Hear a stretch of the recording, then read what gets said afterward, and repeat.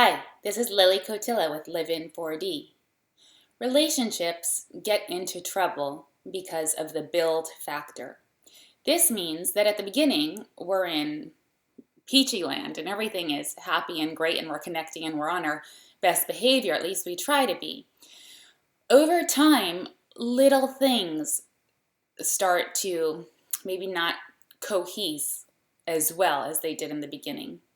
And just a little portion of the brain will attach this negative association with these aspects of the relationship that are creating slight issues.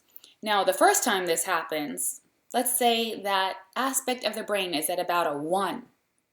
You can manage to work through it fairly easily on your own. Fast forward a little bit of time, and there's another interpersonal dynamic that plays out that activates that same little portion of the brain that is viewing your partner as more negative and having more internal reactivity. So this time, the reaction in that brain is not just a 1, but it's a 1 plus 1. So now you're at a level 2. And it's expanded a little bit in your neurological system.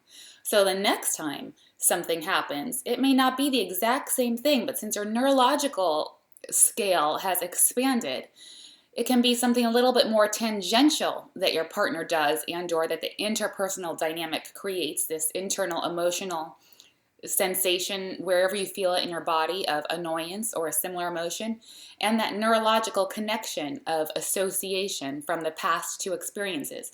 So now the third time something happens, it doesn't have to be exactly the same as the first two. Your platform in your brain for interpreting negative or associative behaviors and or talk that frustrate you is getting larger. And when this starts to happen, it's easier to throw more and more content into that platform of aggravation.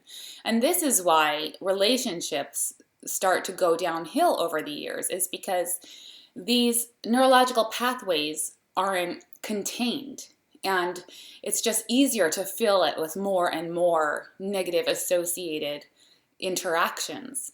So what I do at Live in 4D is we build in walls around those neurological platforms such that they stay contained and they don't start to expand, allowing you to input more deleterious behaviors and perceived behaviors that really don't need to go on that platform.